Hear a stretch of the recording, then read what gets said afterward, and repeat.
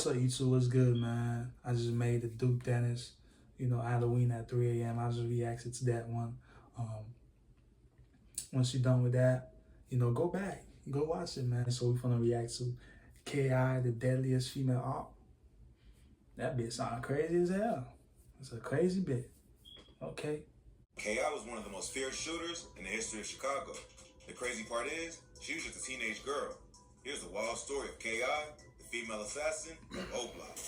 KI started out as just your average girl, but growing up in a wild city like Chicago, KI slowly adapted to her environment. She was exposed to death and violence. Wait, she wasn't she from 63rd? Yeah, because I remember I watched a documentary on her. That was like 2 years ago, but it was a long, like an hour. I think 42 minutes to an hour. But yeah, I think she's from 63rd. And she had it going on with Kane Von. They was flirting and shit, but let's watch it. At a young age, after her father was killed when she was only a year old. Those close to her would say that losing her father made her more protective of the people around her. She would also later witness her older brother get killed right in front of her, which would have a serious impact on her growing up. Eventually, she moved to the area around 63rd and St. Lawrence. There, she became good friends with some of the GDs that live in that area and formed a close relationship with Tuka from the STL EBT set of the Gangsta Disciples. In January 2011, Tuka was standing at a bus stop when a dark-colored vehicle pulled up and started letting off shots. Damn. He was hit several times and passed away at just 15 years old. Damn, man. That Tuka's death was... That's the thing about that street shit, man. If you ain't ready for it, man, don't be in the street trying to impress your homeboys and stuff, man. Because when you dead or in jail, they not gonna be putting money on your book. They not gonna be watching out, looking out for your family, man. And Tuka, man, his name been in every damn song for the last couple of years, man. Every fucking song. So that's an example to show you, man. Don't put your foot where you ain't ready yet. But that's a different story for him, because he probably grew up, them boys, they grew up in the hood like O Block. I'm talking about them wannabes, y'all boys wanna be gangsters and stuff. I mean, you can be a regular, nigga, man. Retaliation for the death of a Black Disciples member named Edric Ty Walker, who was killed back in 2009. Tuka was a well-loved and respected member of the STL EBT. So after he died, they renamed the area around 63rd and St. Lawrence to Tukaville in his honor. Tuka would go on to become world famous after he was dissed by BD rappers like Chief Keef and King Von. With the popularity of drill music, Tuka became one of the most disrespected men in the... Another thing too, Chief Keef probably one of the, and G Herbo, they probably one of the smartest rappers from O Block, because now you got Lil Durk in jail. Chief Keef probably one of the smartest because, man, he got away from that shit real fast. I was watching a video on how they kicked him out of Chicago, but I don't know, but yeah, man, he's smart for that, man. Don't try to prove you're a gangster, nigga. A bullet don't got no name on it, so. The history of hip-hop, even though he didn't even rap. The disrespect only fueled the already violent beef between the GDs from O Block, then called Wick City, and the GDs from St. Lawrence. Tuka's death had a major impact on KI. She was only about 14 at the time, but had already lost so many people close to her due to gun violence. So she started to go down the wrong path to seek revenge. About 8 months after Tuka's death, KI would get revenge. In August 2011, a high-ranking member of the BDs named Odie Perry was shot on the 400 block of East 64th Street. After Odie was killed, the BDs in Wick City would rename their hood to O Block in his honor. It's been rumored that KI was the one who killed Odie in retaliation for the murder of Tuka. Allegedly, she and her twin brother, FBG Butter, were out on Tuka's birthday looking for ops when they came across Odie riding his bike and shot at him. According to rumors, it was KI who fired the kill shot. The murder of Odie Perry gained KI a lot of street cred in Chicago. At first, it was hard for the BDs to believe that one of the top-ranking members was taken down by a teenage girl. But as KI continued to build a name in the streets, they were forced to accept what happened. Imagine, man. Imagine you get the news that your buddy dead. You asking, who did that? Who did this? A female. Man, I would be sick to my stomach, man. But hey, it's not only them boys who out there, man. You got them young girls too. It's not only them young niggas. You got them all young hoes too, man. So, shit, they setting up, they doing all this and that, man. That's why y'all boys, y'all gotta stay locked in. Even if you're not in no beef, if you gonna meet a girl, man, before you go inside the crib, man, make sure you lock in, man. After killing OD, KI got even deeper into the street life. She became known for shooting at ops, which included members of 600 and O Block. So, even though she was a female, she was becoming a problem to the BDs and was one of their biggest ops. It seemed like KI got addicted to the lifestyle and would shoot at anyone who threatened her, including other females. Damn. It's been rumored that KI one shot at another girl who was the cousin of T-Roy, another high-ranking member of O Block. His cousin ended up snitching on her, but KI still beat the case due to lack of evidence and remained on the streets. Plus, she was also known to taunt her ops on social media, often taking shots at dead members of O Block and 600. No surrender, little beat. Still be fucking OD with another the dope. I'm from the OD, the op. And I can't really see because, you know, they got, like OD and Baldy. This will lead to beef online with damn. BDs. She was stepping like that. Vaughn and KI were known to taunt each other on social Good media, afternoon, wifey. all while pretending to flirt. Even though they were enemies, they had mutual respect for each other as fellow savages. Vaughn even once claimed on an A&E documentary about KI that he had a crush on her back in the day. But many... Yeah, no question, man. If you know, you know, man. They'll be on fucking apps trolling. They'll be acting like they cool and shit. But you know they want each other gone.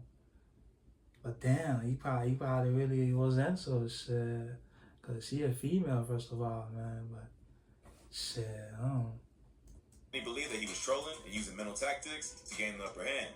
Even though they both respected each other as shooters, they were still ops, and if either one of them got caught lacking in public, all bets were off. As time went on, KI would continue to build a name in the streets. At one point, members of a set called 800, who were beefing with Tukaville, caught KI alone and beat her up. In response, KI went to their block and shot at several 800 members. Then, a week later, FBG Duck's house was shot up by 800, which added fire to the beef between the two sets. Then, on June 24th, 2012, a 13-year-old from the Draw City neighborhood named Taekwon Tyler was killed. Taekwon was at a house party with his sister when a gunfight broke out and shots went off. He ended up getting hit with a stray bullet and passed away. A dude affiliated with Draw City named Nishan Flowers was later arrested for the murder and sentenced to 55 years in prison. Damn. Taekwon was KI's cousin, and she was at the party to witness him get killed. It's been rumored that KI was the one who introduced him to the street life and trained him on how to rob. 55 years, man. And we talking about this video, man, this story we talking about, I was probably in 2011, 2013. 55 years, that boy's still in the cell right now. If he ain't dead, damn, man, you never getting out. By the time he get out, he gonna be old. You ain't getting no hoes, you gonna be old. What the hell you gonna be doing? You can't get no hoes. Damn, you can get no, damn, man. And do drills. His death hit her hard, and she would change her name on Twitter to Taekwon Assassin. She would also help form a set called Taekwon World, who will be for O Block, 600, and 800. So, KI now had an army behind her to help her take on her ops, and she continued building her rep in the streets. By this point, she was a fierce shooter who was well known by both the ops and the police. At one point, the local news even claimed that she was responsible for killing at least 20 people, a number which isn't confirmed and likely exaggerated. But it shows how well known she was in the city. But somehow, despite this wild reputation, she was never caught by police. None of the... That's more than Vaughn. This bitch crazy. Shit. So many damn people, nigga. The body she's rumored to have were ever confirmed because the police weren't able to collect enough evidence to bring a conviction. On March 2014, a 19-year-old member of STL EBT, who went by the name Lil B, was killed by police after allegedly pointing a gun at them while he was being chased. KI was also close to Lil B, who was killed on the same street as Taekwon. His death turned her heart even colder, and she would change her Twitter name from Taekwon Assassin to No Surrender Lil B. In the weeks following Lil B's death, KI would go on Twitter to vent her feelings and reflect on some of the pain that led her down the path she was on. She would tweet, "Money coming, money going, it ain't like you can take it with you. In the end, we died. And I didn't see too many of my in the casket." So it seemed like KI was in a pretty dark place, and all the pain and blue. Yeah, Shawty probably accepted her fate. We're hosting a 100%. Losing her friends and family members in the streets is what. So my bad, y'all. The ads. And all the pain of losing her friends and family members in the streets is what turned her into such a savage killer. After Lil B's murder, K.I. hit the streets to take her pain out on the first op she could come across. That ended up being a dude named Blood Money from the BD set Front Street, the cousin of Chief Keef. Blood Money was standing outside his home on the 5600 block of South Elizabeth Street when he was shot in the chest. His cousin, Darnell Patton, was also shot in the stomach, but later pulled through. Blood Money was just 30 years old and the father of 5 children. Just 2 weeks before he was killed, he had signed a deal with Interscope Records, so his death was a major loss to O-Block. Rumors quickly started going around that K.I. was the one responsible for Blood Money's death. Even though she was already hated by the BDs, this murder put... If you love your child, man, you in the streets, man, just leave, dog. Family. Plus, you old, nigga, you don't got to pull yourself still, man. You got 5 kids depending on you. Shit.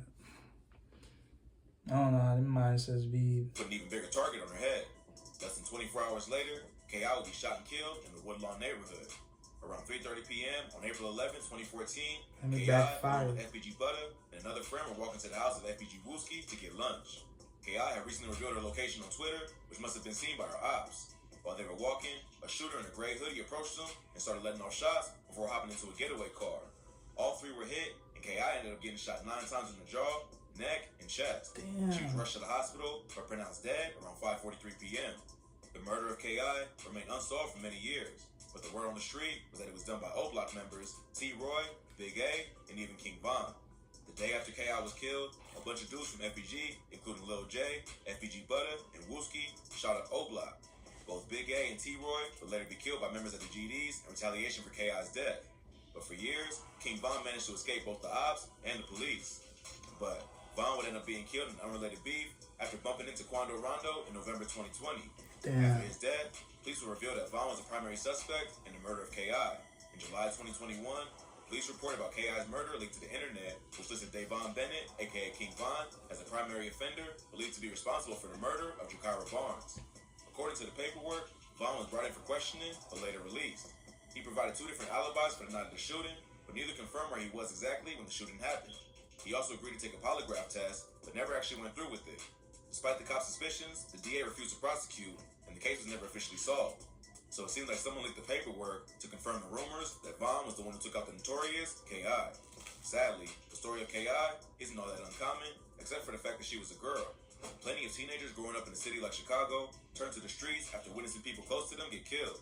The only thing unique about K.I.'s situation was that she started out as an innocent teenage girl, but quickly transformed into a ruthless shooter. This is what I'm saying. She could have gone to college. She could have a nice lifestyle by now. She could have kids. You know, she could have a husband. Damn, man. In the end, nobody wins. Police believe that she was involved in dozens of shootings and several murders, even though she was only 17 when she died. But like many kids from the South Side, K.I. was forced to adapt to her environment and unfortunately never got a chance to make it out of the streets. Damn, man. It's crazy. In the end, nobody wins, man.